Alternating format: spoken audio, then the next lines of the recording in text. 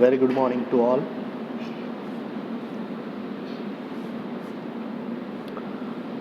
Heat transfer સબ્જેક્ટની અંદર last લેક્ચરમાં એટલે ગયા લેક્ચરની અંદર આપણે ક્રિટિકલ રેડિયસ ફોર ઇન્સ્યુલેશન માટે આપણે થિયરમ ડિસ્કસ કરતા હતા. So let's recall it first. So as per the considerations we should have to consider radius, inside radius r1, outside radius is r2, then it having a thermal conductivity of K1. Now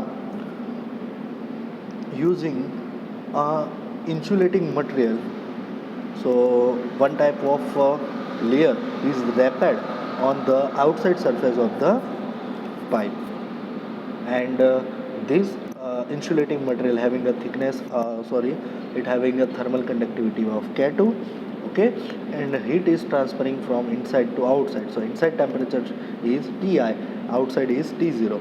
Hi is its heat transfer coefficient inside of heat transfer coefficient, and outside heat transfer coefficient is H0.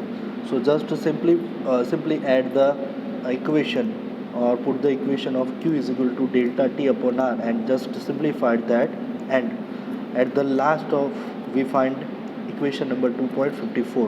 Now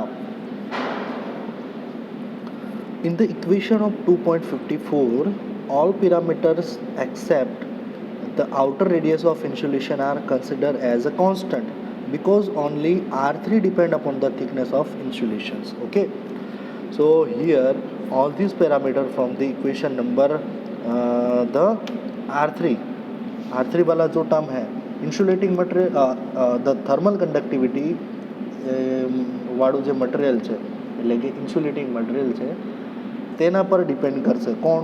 rate of heat transfer. Okay, so the value of critical radius RC is, that is R3 obtained by differentiating sigma R summation of R with respect to R3 and equating to 0. ચાલો હવે critical રેડિયસની જો તમે definition અથવા તો value find કરવા માંગતા હોવ તો R1 અને R2ની વેલ્યુ જે છે R2 અને R1ની જે વેલ્યુ છે તેને શું લેવામાં આવે છે? 0. બરાબર? So the value of critical radius RC is R3 is obtained differentiating summation of R. R3 નું ડિફરન્સિએશન કરવાનું with respect to R3, કારણ કે ઇન્સ્યુલેટિંગ મટીરિયલ માટે જવાબદાર રેડિયસ કોણ છે? કે જે રેપેડ કરેલું મટીરિયલ છે, બરાબર, એટલે કે R3 રેડિયસ એટલે કે એની થિકનેસ જવાબદાર છે. થિકનેસ અહીંયા કઈ છે? 0 થી R3 એટલે કે સેન્ટરથી R3 સુધીનું ડિસ્ટન્સ છે તે. Now by minimizing the denominator as a numerator is held constant, so write down here some differentiations of summation R with respect to dr3, so equal to 0 we have to consider, okay, constant. So it gives 1 upon 2 pi L as it is 1 upon R0 H0. यहाँ पे with respect to R3 नहीं है तो ये भी 0 होगा, second term भी 0 होगा. ओके, एंड थर्ड टर्म के अंदर क्या है? R3 है, तो R3 है विथ रिस्पेक्ट टू R3 तो क्या होगा? Only R3 is present, so another thing is differentiated, so 1 upon K2 into R3 as it is, and at the right hand side it will be the minus 1 upon R3 square. Okay, ये कैसा होगा? Differentiations ये हमें पता है. Okay, 1 upon x है तो उसका कैसे करेंगे? जिसे लास्ट टाइम हमने डिस्कस किया था उस तरह से. ठीक है, so now here summation d of summation r divided by dr cube equal to 0. So here the minus negative sign જે છે તેને ક્યાં લઈ જઈએ? લેફ્ટ હેન્ડ સાઈડ લઈ જઈએ તો શું થશે? ઓકે, સો 1 upon K2 R3 તેના બરાબર શું થશે? 1 upon H0 અને R3 નો ક્યુબ. બરાબર?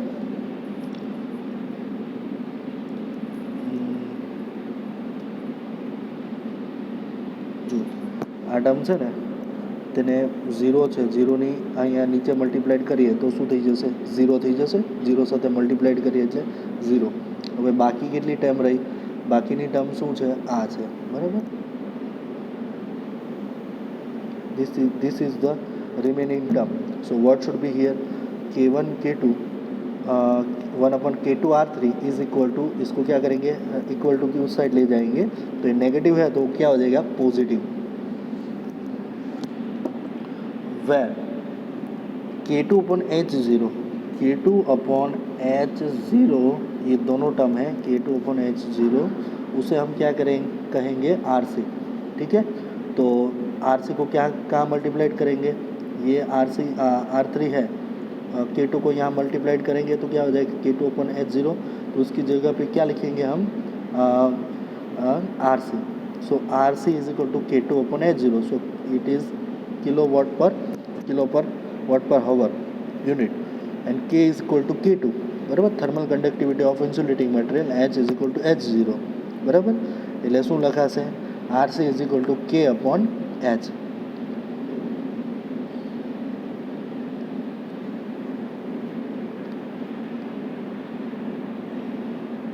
જો આ ઇક્વેશન પરથી શું લખાય? 1 અપોન r3. બરાબર. અને r3 બરાબર k2 ને અહીંયા મલ્ટીપ્લાઇડ કરું છું, k2 અપોન h0 ઇન્ટુ શું થશે? r3 square. બરાબર.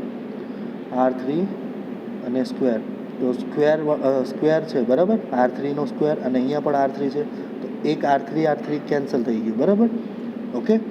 સો હવે શું વધ્યું કે r3 છે તો r3 ને ક્યાં મલ્ટીપ્લાઇડ કરીએ? અહીંયા 1 સાથે. તો શું થશે? r3 બરાબર k2 અપોન h0. બરાબર થશે આવું. r3 is equal two k2 upon h0 અને એને શું કહેવામાં આવે છે? k2 અપોન h0 ને કહેવામાં આવે છે rc. Okay. Once again I repeat this terminology first in this equation. Okay. k2 ને ક્યાં મલ્ટીપ્લાઇડ કરો? અહીંયા મલ્ટીપ્લાઇડ કરો. બરાબર. તો શું થશે? શું રહેશે? 1 અપોન r3. બરાબર ઇઝ ઇક્વલ ટુ શું રહેશે? આપણે k2 ને અહીંયા મલ્ટીપ્લાઇડ કર્યો એટલે k2 divide by h0 into નીચે છે ને r3 નો સ્ક્વેર છે. બરાબર. ચાલો હવે સિમ્પ્લિફાઈ કરીએ તો આ સ્ક્વેરવાળું એક ટર્મ છે અહીંયા કેન્સલ થઈ ગયું. હવે આ r3 ને અહીંયા મલ્ટીપ્લાઇડ કરી દો. બરાબર. એટલે શું મળશે?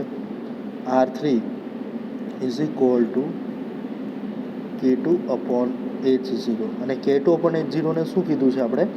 rc. Okay. So here is the answer. So r3 is equal two k2 upon h0 and equal to rc, where rc is the critical radius of insulation. હવે rc ની જગ્યા પર શું લખાય? rc બરાબર શું લખાય? k2 અપોન h0 લખાય.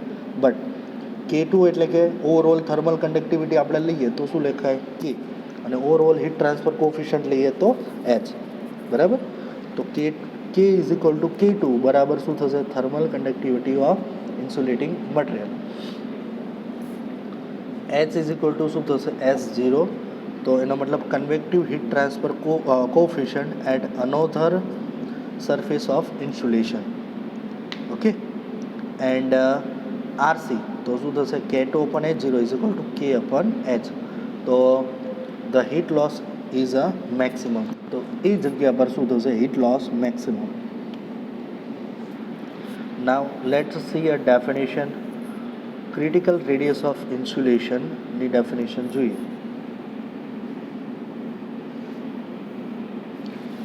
It is the outer radius of insulation at which the rate of heat flow is maximum. કઈ રીતે? અહીંયા જુઓ. This is the, માની લો કે કોઈ રેડિયસ છે. બરાબર. સેન્ટરથી આ રેડિયસ છે તો એ રેડિયસ પર it is the outer radius of insulating. હવે આની ફરતે છે ને જો કોઈ ઇન્સ્યુલેટિંગ મટીરિયલ આપણે લગાડ્યું હોય તો શું થશે? આ ઇન્સ્યુલેટિંગ મટીરિયલ લગાડ્યું છે તો શું થશે? It is the outer radius of insulation. At which rate of heat transfer is maximum. કઈ જગ્યા પર, જે આ આઉટર બોર્ડર છે તેની આ જગ્યા પર કે આ બધું ભાગ છે ત્યાં રેટ ઓફ હીટ ટ્રાન્સફર કેટલું થશે, મેક્સિમમ. અને જ્યારે જેવી આ બોર્ડર ક્રોસ કરશે એટલે ઇન્સ્યુલેટિંગ મટીરિયલ છે ત્યાં શું થઈ જશે, minimum. Okay, so it is depend upon the thermal conductivity of insulating material. Okay, and કોના પર ડિપેન્ડ કરે છે, જે આપણે જોયું તે, બરાબર. તો કે rate of heat transfer is depend upon the thermal conductivity કે and heat transfer coefficient of outer surface of heat insulation એટલે કે એચ, એટલે કે બાય એચ પર ડિપેન્ડ કરે છે, બરાબર, જે અહીંયા આપણે સાબિત કર્યું. સો એ ટાઈપનું એક એક્ઝામ્પલ આપેલું છે અહીંયા, બરાબર. તમારે ફાઇન્ડ કરવાનું છે હીટ ટ્રાન્સફર. તો that is simply is given that. Now the remaining theorem is over here, critical radius insulation for insulated sphere, બરાબર.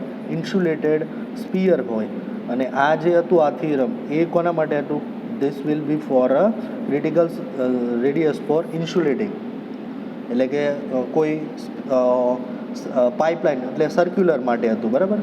સર્ક્યુલર માટે કહી શકાય અથવા તો સિલિન્ડ્રિકલ કહી શકાય, બરાબર, સિલિન્ડ્રિકલ પાઇપ. જ્યારે આ કોના માટે છે, હવે next, this will be the critical radius insulation for insulated sphere. કોઈ આખું સ્પીયર આપેલું હોય, બરાબર, તો એ સ્પીયરની અંદર કઈ રીતે ઇન્સ્યુલેટેડ મટીરિયલ આપણે યુઝ કરી શકાય. એટલે માની લો કે કોઈ ફૂટબોલનો બોલ છે એ ટાઈપનું કોઈ મટીરિયલ છે અને એ મટીરિયલમાં હીટ ટ્રાન્સફર થતું રોકવાનું છે, તો એના ફરતે જે લેયર લગાવવું પડે ને, તો એ થયું સ્પીયર માટે, બરાબર.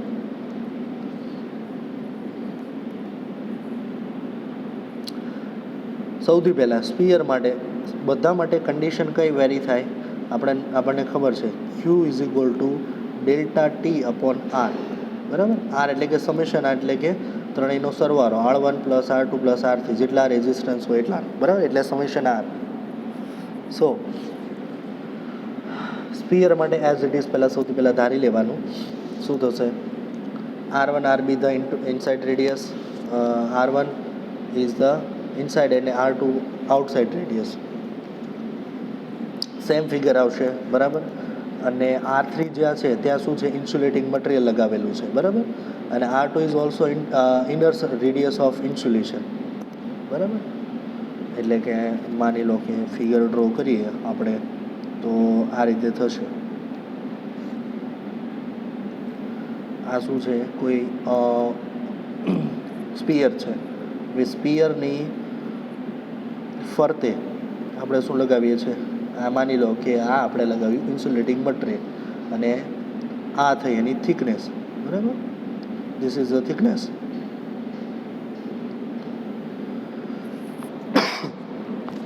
આ સેન્ટર ને સેન્ટરથી આ રેડિયસ છે એ R1 છે, બરાબર. અને બહારની રેડિયસ છે R2 અને અહીંયા સુધીની રેડિયસ છે R3, બરાબર. એટલે આઉટર રેડિયસ કઈ થઈ ઇન્સ્યુલેટિંગ મટીરિયલ માટેની, R3, અને ઇનસાઇડ રેડિયસ ઇન્સ્યુલેટિંગ મટીરિયલ માટેની R2 થઈ, બરાબર. બસ સિમ્પ્લિફાઈડ ધેટ, જેવી રીતે ક્રિટિકલ રેડિયસ માટે કર્યું, બરાબર, સિમ્પ્લિફિકેશન, તેવી જ રીતે critical radius insulation for sphere માટે કરવાનું છે. As it is as that similar, કોઈ જ ડિફરન્ટ નથી, બટ ખાલી એરિયા ચેન્જ આવશે. That simply given in to equation 2.56, બરાબર. પછી ત્યારબાદ એઝ ઇટ ઇઝ ડિફરન્સિએશન કરવાનું છે આરનું, સમેશન આરનું વિથ રિસ્પેક્ટ ટુ R3. અને R3 ડિપેન્ડ કોના પર કરે છે, મેઇનલી જે એની થિકનેસ છે એના માટે, તો એને બાકીના ટર્મ્સને 0 લઈ લઈએ અને જે R3 વાળું જે પણ છે, બરાબર, તેની સાથે એનું ડિફરન્સિએશન કરી દઈએ તો શું થશે, નીચેનું ઇક્વેશન મળશે આપણને, બરાબર. R3 is equal to 2K2 અને divide by H0 equal to RC, બરાબર. એટલે 2K2 અપોન H0 ને આપણે શું લઈ લેવાનું, RC. તો ફાઇનલ ઇક્વેશન મળશે આપણને 2K બાય H. તો ક્રિટિકલ રેડિયસ ફોર સ્પીયર માટે ઇક્વેશન આવશે 2K અપોન H, બરાબર. સો here is the example of critical radius per insulation and sphere is given. Okay, and today the conduction chapter is over here. Okay.